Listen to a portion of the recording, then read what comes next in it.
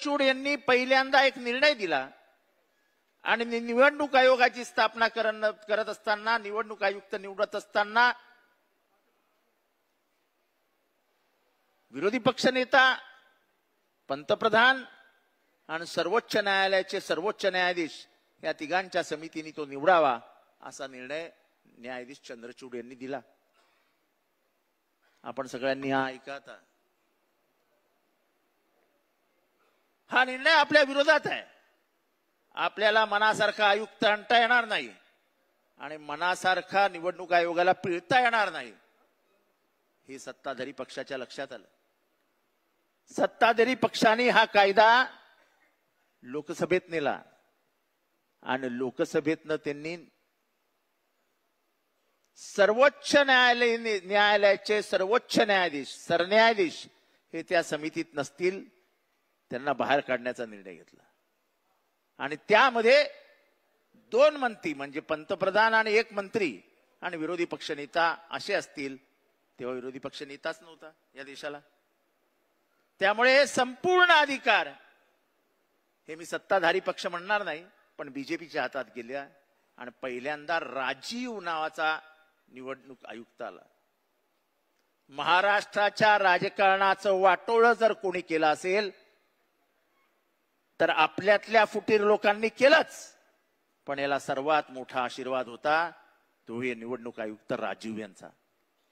मी दर केस अटेंड केली आहे. निवडणूक आयोगाच्या प्रत्येक हिअरिंगला मी गेलोय.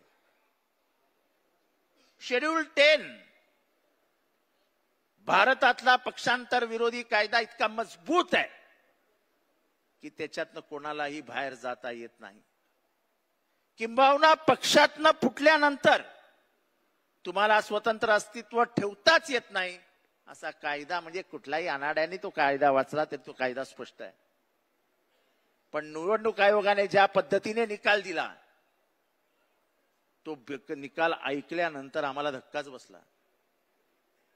आमच्यातनं फुटून गेलेल्यांचं स्वातंत्र्य अस्तित्व मान्य करून ज्या बाळाला माझ्या आईने जन्म दिला ते बाळ दुसऱ्याच्या मांडीवर देण्याचं काम निवडणूक आयोगाने केलं. मग ते शिवसेनेचं असो नाही तर राष्ट्रवादी काँग्रेसचं असो, अरे आमचं बाळ ना. अरे ज्या बाळाची पैदास शरद पवार साहेबांनी केली, ज्या बाळाची पैदास कैलासवासी बाळासाहेब ठाकरेंनी केली, ते बाळ काढून तुम्ही दुसऱ्याच्या मांडीवर देता. आणि याला कारणीभूत फक्त आणि फक्त राजीव होता. नंतर खटला सर्वोच्च न्यायालयात गेला.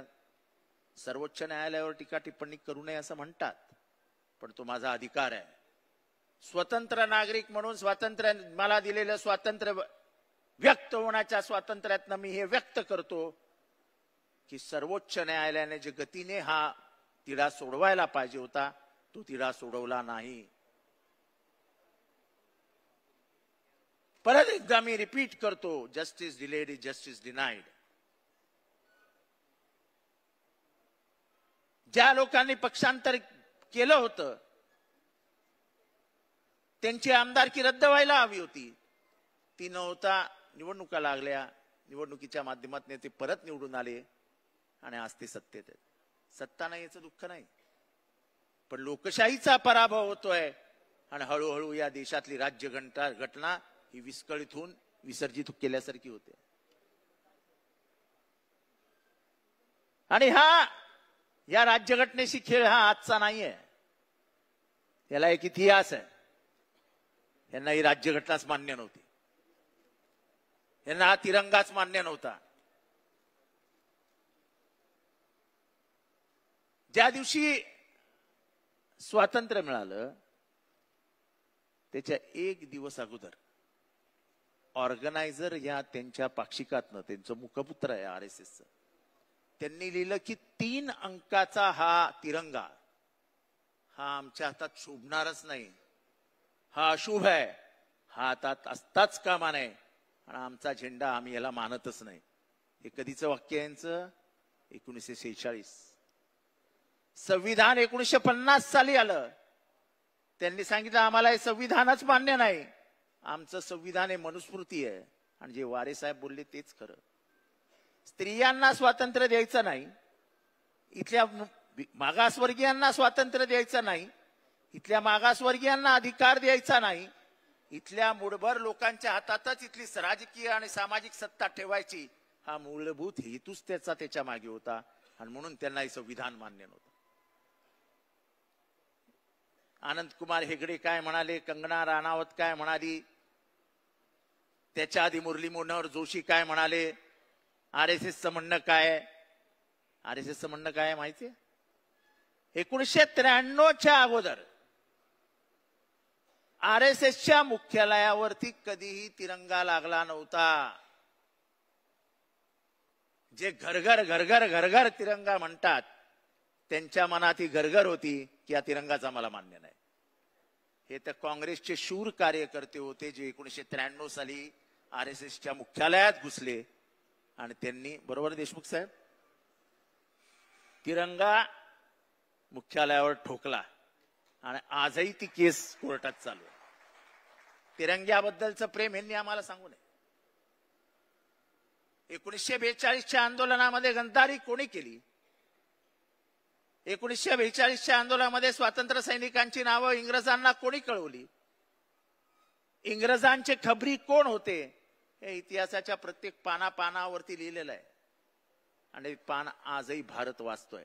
ठीक आहे, काही सध्याच्या व्हॉट्सअप युनिव्हर्सिटीतनं जे काही फिरतं त्याच्यातनं एक नवीन पिढी नवीन दिशेला जाते. थोडे दिवस हे सगळ्या देशांमध्ये चालतं, पण परत पिढी मार्गावर येते. दररोज नेहरूंना शिव्या घालणारे आज नेहरूंबद्दल जेवढं व्हॉट्सअपवर शोधलं जात आहे, गुगलवर शोधलं जात आहे, तेवढं कोणाबद्दलही शोधलं जात नाही. कारण का जे नेहरूंनी निर्माण केलं त्याच्यातनं भारत घडला. Indian institute of management, IIT, AIIMS, BARC, आधुनिक भारताचा पाया जर कोणी रचला असेल तर तो जवाहरलाल नेहरूंनी रचला. कंगना राणावत काय म्हणते याला फार काय अर्थ नाहीये, कारण का त्यांची अक्कल किती आणि ती कुठे हा प्रश्न विचारला तर लोक बरोबर उत्तर देतील. पण या देशामधलं एकंदर वातावरण बघितल्यानंतर जरा भीती वाटायला लागते. आपल्या महाराष्ट्रात ज्या पद्धतीने जातीय द्वेष पसरवला जातोय, आपल्या महाराष्ट्रात ज्या पद्धतीने धर्मद्वेष पसरवला जातोय, हा भीतीदायक आहे. हॉटेलमध्ये, जळगाव मधल्या जामनेर मध्ये हॉटेलमध्ये एक मुलगा मुलगी चहा पीत बसली होती. 100 घरांच्या गावामध्ये 2 मुसलमानांची घरं, त्याच्यातला तो एक पोरगा, तो एका मुलीबरोबर चहा पीत बसला होता जामनेर मध्ये. चांगलं सुखवस्तू कुटुंब, गाव अतिशय सेक्युलर, म्हणजे आपल्या बीड सारखंच, संतोष देशमुखच्या गावासारखंच. त्या पोराला तिथनं काही पोरांनी उचलला आणि त्याचे हाल हाल करून त्याच्या आई बापा समोर त्याचा मृत्यू झाला. त्याला 14 ठिकाणी फिरवला, 14 ठिकाणी मारला, आई वडिलांसमोर गेला आणि आई वडिलांसमोरच त्या पोराने प्राण सोडला. हा माझा महाराष्ट्र आहे, हा माझा महाराष्ट्र आहे. मी तुमच्याशी बोलतोय, हा माझा महाराष्ट्र नाही. आज ऑनर किलिंग, या जातीतल्या पोरीनी त्या जातीतल्या पोराशी लग्न केला, पोरीला मारून टाकलं बापानी. कुठे चाललोय महाराष्ट्र? हा फुलेंचा महाराष्ट्र, जेथे जातीयवादाविरुद्ध पहिल्यांदा आवाज उचलला त्या फुलेंचा हा महाराष्ट्र. कर्मकांडाविरुद्ध पहिल्यांदा आवाज उचलला त्या फुलेंचा हा महाराष्ट्र.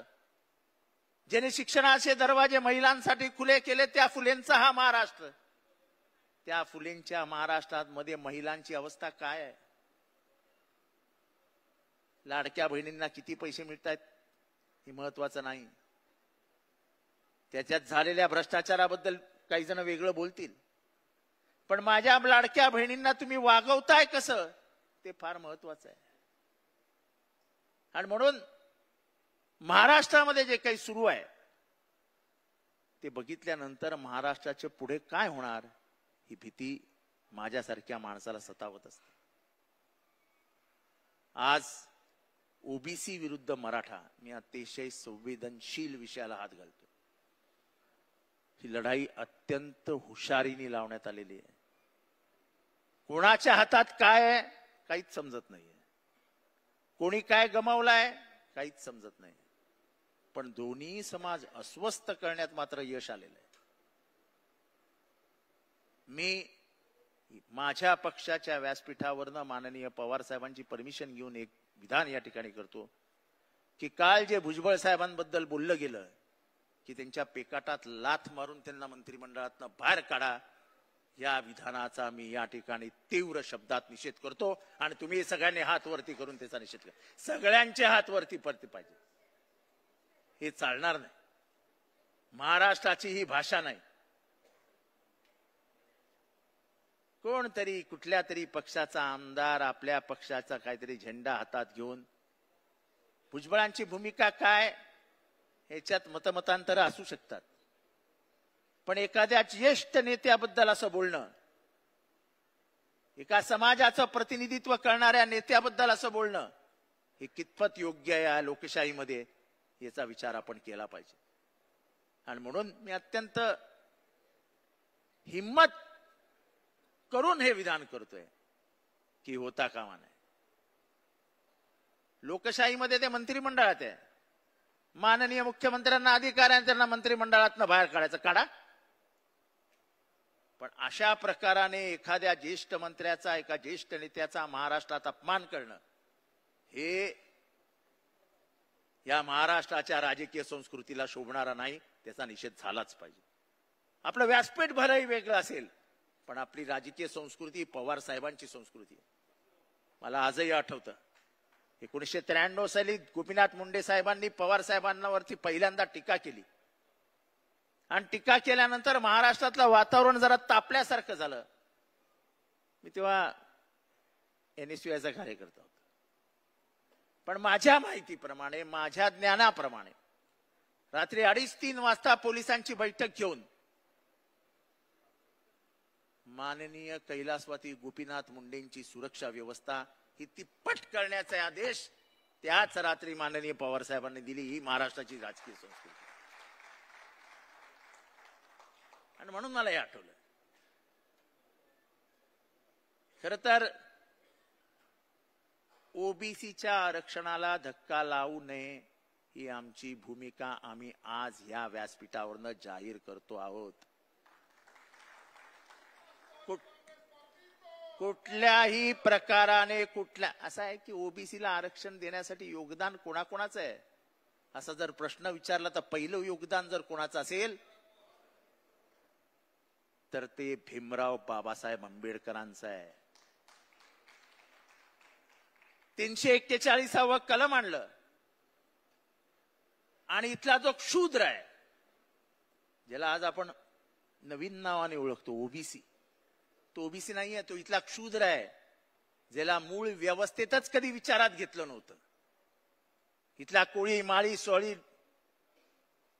वंजारी, धनगर असे महाराष्ट्रात 346 जाती आहेत आणि पूर्ण भारतात जवळजवळ 7,500 जाती आहेत. यांना कधीही मुख्य प्रवाहात घेतलं नव्हतं आणि याची खंत ही डॉक्टर बाबासाहेब आंबेडकरांच्या मनात होती. अतिक्षुद्र आणि क्षुद्र हे दोन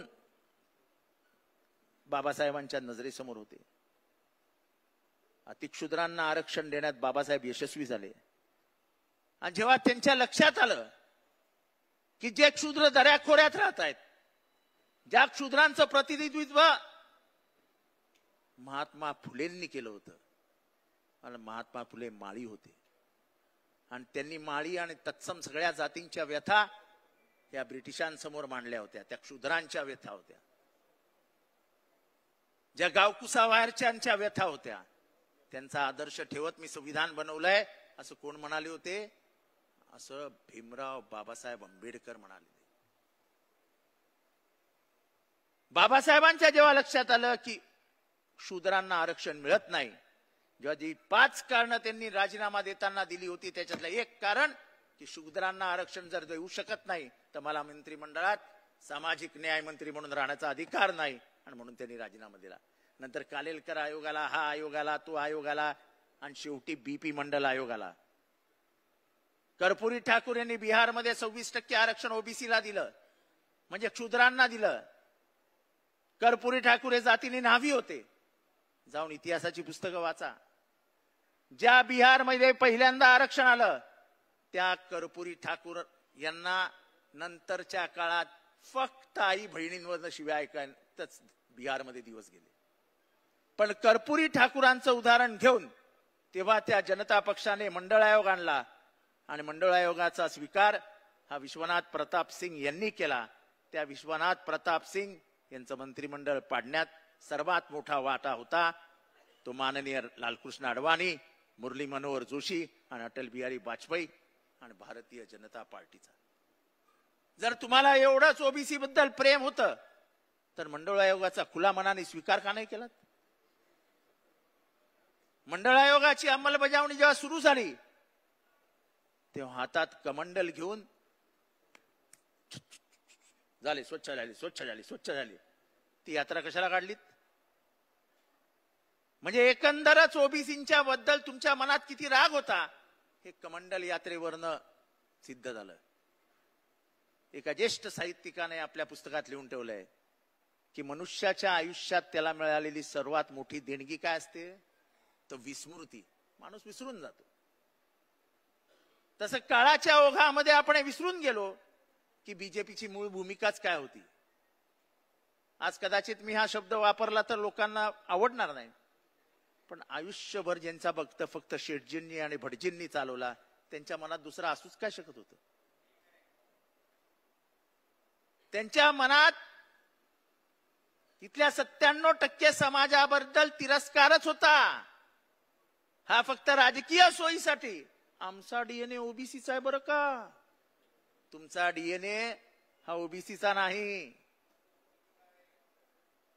तुम्हाला आरक्षणच नको होतं आणि तुम्ही म्हणून संविधानाच्या विरोधात भूमिका घेऊन आरक्षण रद्द व्हावं यासाठी वारंवार प्रयत्न केला. जसं बीपी मंडळ आयोगाला तसा आम्हाला अभिमानाने आज आम्ही महाराष्ट्रात सांगतो की मंडळ आयोगाची अंमलबजावणी आणि इथल्या क्षुद्रांना आरक्षण जे बाबासाहेबांचं स्वप्न होतं ते पूर्ण करण्याचं काम जर कोणी केलं तर ह्या महामानवाने केलं ज्याचं नाव शरदचंद्र गोविंदराव पवार आहे. आरएसएसला पवार साहेबांबद्दल राग का? तर स्थापनेनंतर महाराष्ट्रात स्थापन झाली. एक लक्षात घ्या, आरएसएस उत्तर प्रदेशमध्ये स्थापन नाही झाली आहे. आरएसएस गुजरातमध्ये स्थापन नाही झाली आहे. आरएसएस तुमच्या माझ्या महाराष्ट्रात स्थापन झाली आहे. महाराष्ट्रामध्ये दोन गोष्टी ज्या महाराष्ट्राच्या कायम इथे लागतील ती म्हणजे गांधींची हत्या करणारा देखील महाराष्ट्रातच जन्माला आला. हिंदू मुसलमानांचा सर्वात मोठा द्वेष तयार करण्याची फॅक्टरी पण महाराष्ट्रात झाली. आणि आज दुर्दैवाने जातीयवादीचं विष घराघरापर्यंत पोहोचवण्याचं काम जर कुठे देशभरात चालू झालं असेल तर ते महाराष्ट्रात सुरू झालं आणि त्याच्या लॅबॉरेटरी महाराष्ट्र झाली आहे. हैदराबाद गॅझेटियर. मी परवा गॅझेटियर वाचत होतो शशिकांत शिंदे साहेब आणि म्हणून आज मी मागणी पुढे करतो. हैदराबाद गॅझेटियर लावायचं आहे ना, तर हैदराबाद गॅझेटियर मध्ये लिहिलंय की व्हीजेएनटीला एसटीचे अधिकार द्या. काळबांडे हैदराबाद गॅझेटियर मध्ये आहे ना, हा मग द्या ना. धनगर वंजारी द्या आम्हाला एसटीचे अधिकार. बंजारा द्या एसटीचे अधिकार. लावाय हैदराबाद गॅझेटियर. असे निवडू नका. हैदराबाद गॅझेटियर नंतर 6 महिन्यांनी समजेल लोकांना काय मिळणार आहे. त्याच्याबद्दल मला बोलायचं नाही. पण अमर महाराष्ट्रातल्या ओबीसींना अस्वस्थ करण्याचं काम या सरकारने अत्यंत यशस्वीरित्या केलंय. ओबीसींनी आता डोळे उघडावे कोण कोणाच्या खरंच कोण कोणाबरोबर आहे.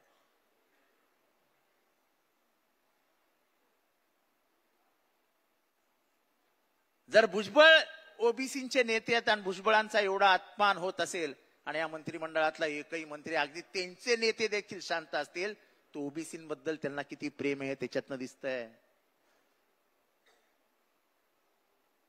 एक चकार शब्द आला नाही कोणाच्या तोंडातनं.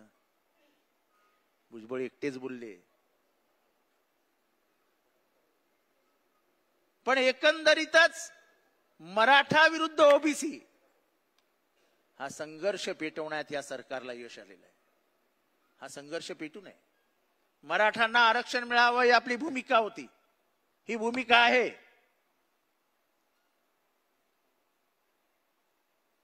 कारण का तर इथला सत्ताधारी समाज असलेला मराठा काळाच्या ओघात शिक्षणामध्ये मागे पडला. भावभावकीच्या नादामध्ये जमिनीचे तुकडे झाले. जमिनी वाटल्या गेल्या. जो एकेकाळी अशोक पवार जमीनदार असलेला मराठा अल्पभूधारक झाला. शेतीचं वाटवळं झालं. आणि जसं वारे साहेबांनी सांगितलं की आरक्षण ही अफर्मेटिव्ह ऍक्शन आहे. त्याच्यातला समाजात जो मागास होत जातो त्याला हाताला धरून पुढे आणण्याचं काम आरक्षण कोणा एकासाठी येत नाही, त्या समाजाला ताकद देण्यासाठी येतं. आणि या समाजाला ताकद देण्यासाठी म्हणून जर हे काम होणार असेल तर आम्ही मराठ्यांबरोबर आहोत. ही आमची ओबीसी म्हणून भूमिका होती. आम्ही ओबीसी म्हणून कधीच छोटं मन दाखवलं नाही किंवा आरक्षण देऊ नका. पण आमचं मत हे आमच्या नेत्याप्रमाणे होतं. जे आमच्या नेत्यांनी मांडलं होतं की ओबीसीच्या आरक्षणाला धक्का न लावता हे आरक्षण मिळालं पाहिजे. लोकसभेत तुमची आज इतकी भयंकर भारी बहुमत आहे. तुम्ही पाहिजे तो कायदा बदलता. तुम्ही निवडणूक आयुक्त बदलून घेतला. निवडणूक आयुक्ताचा चंद्रचूडनी दिलेला निर्णय बदलून घेतलात. मग तुम्हाला हा निर्णय बदलायला काय होतो? वाढवाना 15-20% आरक्षण. आणि मग इथला गुजर असो, इथला जाट असो, इथला पाटीदार असो, नाही तर इथला मराठा असो, द्या त्यांना आरक्षण. आमची आग्रही मागणी आहे. आम्ही लोकसभेमध्ये तुमच्या बरोबर उभे राहू. म्हणजे साहेबांना विचारता न विचारता मी कोणाला न विचारता हे वाक्य बोलतोय. नाही तर तुम्ही म्हणाल तुम्हाला लोकसभेच्या खासदारांचा अधिकार तुम्हाला कोणी दिला. पण बाप्पा उभे राहणार की नाही आपण? मराठ्यांना जेव्हा आरक्षणाचा कायदा आणतील हे सरकार, तेव्हा आमचे सगळे खासदार तुमच्या बरोबर ताकदीने उभे राहतील. हिम्मत असेल तर आणून दाखवा. अरे कशाला फसवता रे महाराष्ट्रात गरीब लोकांना? जे क्षुद्र आहेत. म्हणजे मी माझं उदाहरण देतो. मी परवा साहेबांनाही सांगितलं की साहेब लोक म्हणतात की काय आरक्षण आरक्षण आरक्षण. मी माझ्या घरातली दुसरी पिढी आहे शिकलेला. माझा बाप पहिला आणि मी दुसरा. ह्याच्या आधीच्या पिढ्यांचा कधी विचार केलाय? आमच्या अख्ख्या खानदानाचं आयुष्य बॉम्बे सेंट्रल स्टेशनवर झोपण्यात गेलंय. ह्याची आम्हाला खंत नाही, अभिमान आहे की त्याच्यातनं उठून आम्ही आज इथपर्यंत आलो. अर्थात त्याच्यासाठी एक पवार नावाच्या माणसाचा आशीर्वाद आमच्या पाठीशी होता. पण ही लढाई लढत असताना आमचे डोळे उघडे आहेत. आम्हाला दिसतंय की यांना आरक्षण काढून यांना संविधान बदलून परत एकदा जातव्यवस्था निर्माण करायची आहे आणि जातीच्या वरवंट्याखाली वरती आलेल्यांना परत पिसायचं आहे. हे आता आम्ही होऊ देणार नाही. बिहारमध्ये जातीय जनगणना झाली आणि साहेब जातीय जनगणनेमध्ये जयंत पाटील साहेब काय आढळलं माहितीये? 63% ओबीसी आहेत. 63%. उगाच नाही बीजेपीने पटकन निर्णय घेतला जातीय जनगणना करूया. कारण का समोर बिहारच्या निवडणुका आहेत. बिहारच्या निवडणुकांमध्ये जर ओबीसींच्या मतांना आपण फुंकर घातली नाही तर आपला टिकावंच लागणार नाही. हे त्यांच्या बरोबर ध्यानात आलंय. पण घोषणा तर झाली, होणार कधी? कुठलाही कायदा नाही. लोकसभेची त्याच्यानंतर 2 अधिवेशनं होऊन गेली. सेन्ससच्या बाबतीत चर्चा नाही. हे फक्त इथे म्हणजे जे महाराष्ट्रात केलं गेलंय, मराठ्यांना इथे गोळ, ओबीसींना इथे गोळ. ओबीसींनी इथे बघायचं, मराठ्यांनी इथे बघायचं. गोळ फक्त लागलेला दिसतोय, जिभेला लागतच नाही. बाप्पा वाईट वाटून घेऊ नका. मी कोणाविरुद्धही नाही. मी निधर्मी आणि मला जातच नाही. मला माणूस की ही एकच जात माझ्या बापाने शिकवली. आणि म्हणून जेव्हा जामनेरमध्ये एका मुसलमान पोराला उचलून मारला जातो तेव्हाही माझं हृदय तुटतं. जेव्हा पश्चिम महाराष्ट्रामध्ये एका माझ्या भगिनीला गळा कापून विहिरीत टाकलं जातं, तेव्हाही माझा जीव तुटतो. कारण का शेवटी महाराष्ट्र हा फुलेंचा आहे, शाहूंचा आहे, आंबेडकरांचा आहे, हिचे जात धर्म आम्ही कधीच मानला नाही. त्याच्या पलीकडे जाऊन आम्ही राजकारण केलं आणि म्हणून महाराष्ट्र उभा राहिला आणि देशाला दिशा दिली. पण या देशाला वेगळ्या दिशेला नेण्याचं काम आता महाराष्ट्रातनं सुरू झालं. त्यामुळे आजच्या शिबिरातनं जेव्हा परत जाल तेव्हा लक्षात ठेवा की महाराष्ट्र पेटवण्याचं काम केलं जात आहे. महाराष्ट्र पेटवण्याचं काम केलं जात आहे. ओबीसी विरुद्ध मराठा ही जाणून बुजून लढाई लावली जाते. कारण का महागाई, जीएसटी, भ्रष्टाचार ह्याच्या गटार गंगेमध्ये अडकलेला महाराष्ट्र आपल्या हातातनं जातोय. हा जेव्हा सत्ताधारी पक्षाला दिसतंय तेव्हा त्याच्यावर उपाय एकच असतो, डिवाइड अँड रूल. ह्या ब्रिटिशांच्या औलादी आहेत. ह्यांना हे बरोबर समजतं की समाजामध्ये फूट पाडायची. ज्याप्रमाणे 1857च्या आंदोलनामध्ये आणि नंतरच्या काळामध्ये हिंदू मुसलमानांमध्ये ब्रिटिशांनी फूट पाडून स्वतःची राज्य व्यवस्था मजबूत केली, त्याचप्रमाणे या गोऱ्यांच्या वारसदार आजही तेच काम करतात. आणि म्हणून मी नेहमी घोषणा देतो, तब लढे थे गोरों से, अब लढेंगे चोरों से. हे चोर आहेत, चोर. हे चोर आहेत, चोर. ही व्यवस्था बर्बाद करायला निघालेली टोळी आहे. मला वाईट वाटतं, वाईट. साहेब बोफोर्स आठवतो, बोफोर्स, जयंत पाटील साहेब बोफोर्स आठवतो. जॉर्ज फर्नांडिस यांनी पहिल्यांदा खडसे साहेब बोफोर्सचा आरोप केला. त्याच्यातल्या आतमधली स्टोरी पवार साहेबांना माहिती आहे की जॉर्ज फर्नांडिसला ते कोणी सांगितलं, ओलाफ पाल्मेची हत्या कशी झाली ते मी काही ते सांगत नाही. पण आरोप कितीचा होता माहितीये की जॉर्ज फर्नांडिसने आरोप केला देशामध्ये की राजीव गांधी यांनी 65 कोटी रुपये घेतले. किती? 65 कोटी. आजकाल 65 कोटी म्हटल्यावरती 65 कोटी ते तर दररोज येतात बंगल्यावरती, त्याच्यात काय मोठं आहे. पण 65 कोटीमध्ये राजीव गांधी अख्खं गव्हर्नमेंट गेलं, अख्खं गव्हर्नमेंट. मुंबई मधल्या एका रस्त्यामध्ये भ्रष्टाचार झाला.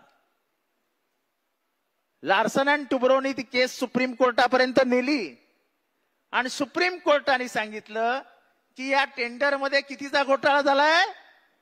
3000 कोटीचा. आपल्या इथली माशी तरी हल्ली का? आम्ही तुम्हा कार्यकर्त्यांना विचारतोय, आपल्याला माहिती तरी आहे का? 3000 कोटीचा घोटाळा हा कोणी आरोप नाही केला. हा 3000 कोटीचा घोटाळा झाला हे सर्वोच्च न्यायालयाने निदर्शनास आणून दिलं आणि विचारलं की आम्ही याच्यात मध्ये पडावं का तुम्ही टेंडर कॅन्सल करता. तिथे असलेले सरकारी अधिकारी सर्वोच्च न्यायालयाच्या शिड्या उड्या मारत मारत पळाले. महाराष्ट्र सदनात गेले, रातोरात फोनाफोनी झाली आणि दुसऱ्या दिवशी सकाळी पहिल्याच मिनिटाला हे कोर्ट सुरू झाल्या मुख्य न्यायाधीशाच्या कक्षामध्ये जेव्हा ही केस सुरू होती तिथे जाऊन सांगितलं, we have decided to cancel the tender. पण त्याच्या आधी आलेला ऍडव्हान्स कोणाच्या खिशात गेला जयंत पाटील साहेब ते कोणालाच माहित नाहीये. ऍडव्हान्स घेण्याची तर प्रथा महाराष्ट्रात सुरू झाली आहे, तर तुम्हाला माहिती आहे. आणि ती किती जोरात सुरू आहे हेही तुम्हाला माहिती आहे. मग या 3000 कोटीचा आलेला ऍडव्हान्स गेला कुठे? हा प्रश्न महाराष्ट्र विचारणार आहे की नाही? जर 65 कोटीमध्ये राष्ट्रीय सरकार राजीव गांधींचं उलटू शकतं तर 3000 कोटीवरती संवेदनशील महाराष्ट्र हा संवेदना हरवून बसतो. अरे तुमचे माझे पैसे आहेत ना, तुमच्या माझ्या बापाच्या टॅक्स मधनं निघालेले पैसे आहेत. हा शक्तीपीठ हे काय आहे? शक्तीपीठ म्हणजे निव्वळ लक्ष्मी दर्शन आहे, निव्वळ लक्ष्मी दर्शन. आणि भ्रष्टाचार हा फक्त पैशाचा नसतो, हा नैतिक असतो, हा सामाजिक असतो, असा आर्थिक असतो. हे महाराष्ट्रात जो काही भ्रष्टाचार चालू आहे तो फक्त आर्थिक नाही आहे. या महाराष्ट्राच्या मानसिकतेला बर्बाद करणारा भ्रष्टाचार चालू आहे. आणि त्यामुळे संविधान असो, तुमच्या महाराष्ट्राचे संस्कार आणि संस्कृती असो, या सगळ्याला बर्बाद करण्याचं काम या ठिकाणी सुरू आहे. मी मध्यंतरी मनुवाद आणि सनातन या विषयावर बोललो. काही लोकांना ते खटकतं, पण जेव्हा मी बोलतो तेव्हा त्याला मी इतिहासाचा स्पर्श केलेला असतो. माझा प्रश्न आहे काय हो, ज्ञानेश्वरांच्या आई वडिलांना कोणी आत्महत्या करायला लावली हो? त्यांची नावं काय होतं? ते कोण येतो? ते कोण आहेत? ते मनूचे वारसदार नाहीत? तुकारामाच्या गाथा बुडवायला लावल्या ज्या अंबाजी भटाने तुकारामाचा छळ केला, ती मनूची औलाद नव्हती?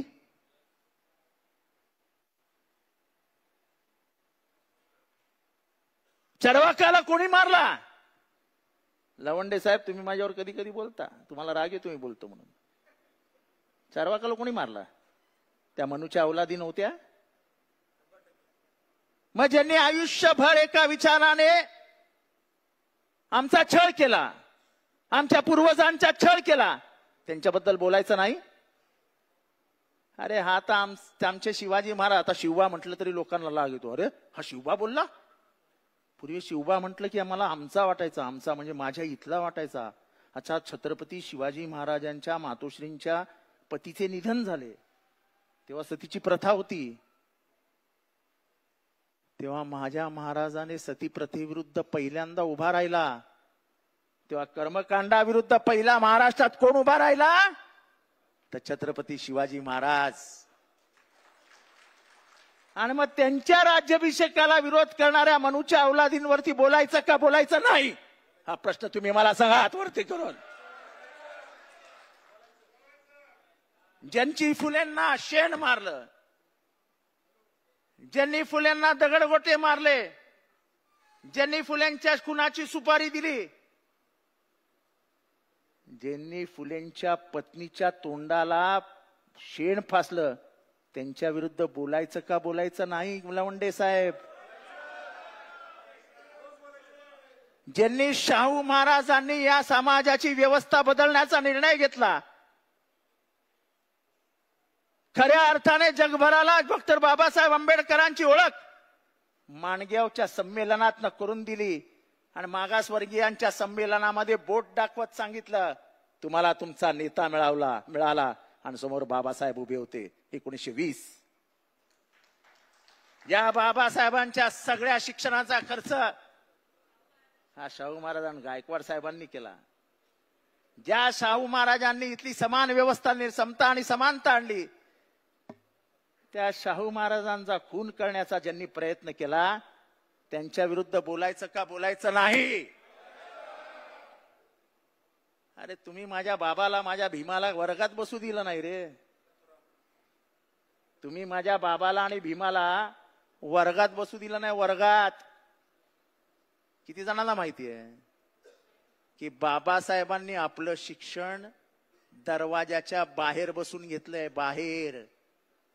अरे बुद्धीवरती तुमचा पगडा होता म्हणताना त्याच बाबासाहेबांनी एका लेखणीतनं स्वतःच्या हाताने, टायपिंग नाहीये बरं का आमचं संविधान, आमचं संविधान हे हाताने लिहिलं गेलंय, हाताने. आणि ते एकाच माणसाने लिहिलंय.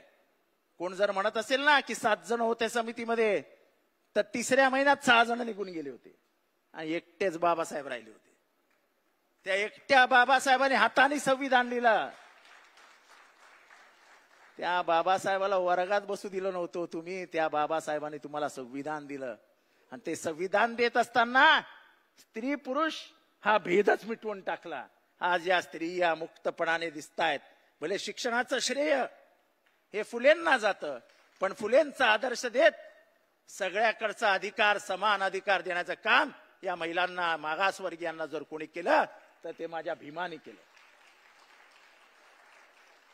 आणि म्हणून तर आम्हाला भीमाचा अभिमान आहे की तुम्ही ज्याला तुमचं संविधान मानता ती त्या दूरदृष्टीच्या माणसाने 1927 साली महाडला आगच लावून टाकली त्या मनुस्मृतीला स्वतःच्या हाताने, की हेच कारण आहे या देशाचं वाटोळ करणारं. आणि आमचं हे म्हणणं आहे की या देशात जर वाटोळ जर कोणी केलं असेल तर मनुवादाने, मनुस्मृतीने आणि मनूचं समर्थन करणाऱ्या आजच्या पिढीने.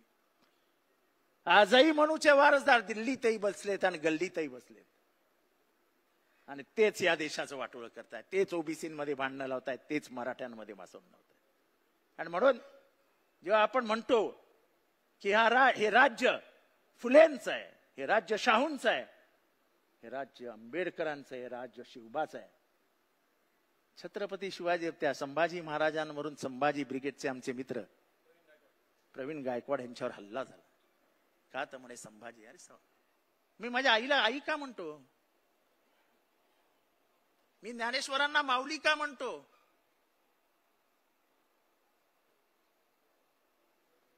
कारण का ते आपलेपणा आहे. आपलेपणा, जिथे आपलेपणा आहे तिथे आई आहे, जिथे आई आहे तिथे मन आहे, जिथे मन आहे तिथे हृदय आहे, आणि जिथे हृदय आहे तिथे पाना आहे, जिथे पाना आहे तिथे सगळं माफ असतं. आणि म्हणून हा जो काही महाराष्ट्रात एक नवीन राजकीय म्हणजे इतिहास पुसण्याचं काम सुरू झालंय, तो इतिहास तर पुसू देणारच नाही, इतिहासाचं पुनर्लेखन देखील होऊ देणार नाही. जो इतिहास जसा आहे तसाच तुम्हाला मान्य करावा लागेल, कारण का तो इतिहास तुम्हाला जड जाणारा इतिहास आहे आणि म्हणून तो तुम्हाला नको आहे. तो इतिहासाचे आम्ही पुरस्कर्ते आहोत.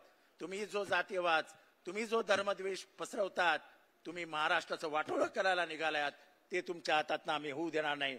आम्ही ते वाचवण्यासाठी आज नाशकात आलेलो आहोत.